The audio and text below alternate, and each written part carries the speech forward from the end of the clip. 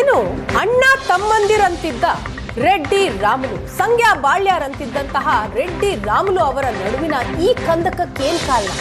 ಇದಕ್ಕೆ ಜನಾರ್ದನ ರೆಡ್ಡಿ ಅವರ ಬೆಂಬಲಿಗ ಒಂದು ಸ್ಫೋಟಕ ಮಾಹಿತಿಯನ್ನ ಕೊಡ್ತಾರೆ. ರೆಡ್ಡಿ ರಾಮುಲು ರೋಷಾಗ್ನಿಗೆ ಆಸ್ತಿ ವಿಚಾರವೇ ಕಾರಣವಾಯ್ತಾ?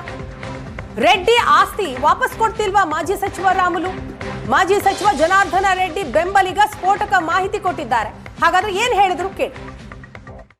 ಎಲ್ಲ ನಮ್ಮ ವಾಲ್ಮೀಕಿ ಸಮುದಾಯದವರಿಗೆ, ಎಲ್ಲ ನಮ್ಮ ವಾಲ್ಮೀಕಿ ಬಂಧುಗಳಿಗೆ, ಇಡೀ ರಾಜ್ಯಾದ್ಯಂತ ವಾಲ್ಮೀಕಿ ಬಂಧುಗಳಿಗೆ ದಯಮಾಡಿ ಇವೆರಡು ದೈತ್ಯ ಶಕ್ತಿಗಳನ್ನ ಕೂಡಿಸೋ ಕೆಲಸ ಮಾಡ್ರಿ. ನೀವು ಮತ್ತೆ ಮತ್ತೆ ಪತ್ರಿಕಾಗೋಷ್ಠಿ ಮಾಡಿ ಈ ಹೋರಾಟ ತಗೊಂಡೋದ್ರಿಗಿನ ಮತ್ತೆ ಶ್ರೀರಾಮುಲುನವರಿಗೆ ಬೇರೆ ಸಮುದಾಯಗಳು ಗೌರವಿಸುವುದಿಲ್ಲ ಅಂತ ಹೇಳಕ್ ಇಷ್ಟಪಡ್ತೀನಿ. ಈಗ ಇಡೀ ರಾಜ್ಯದಲ್ಲಿ ಶ್ರೀರಾಮುಲುನವರಿಗೆ ಬೇರೆ ಸಮುದಾಯಗಳ ಬೆಂಬಲ ಸಿಗಲ್ಲ.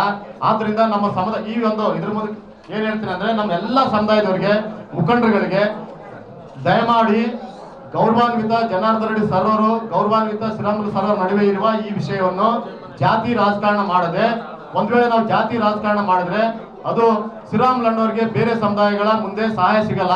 ಅದಕ್ಕಾಗಿ ನೀವು ಈ ವಿಷಯವನ್ನು ಇಲ್ಲಿಗೆ ಸ್ಟಾಪ್ ಮಾಡ್ಬೇಕಂತ ಹೇಳಿ ಈ ಒಂದು ಪತ್ರಿಕಾಗೋಷ್ಠಿ ಕರೆದಿದ್ದ ಉದ್ದೇಶ.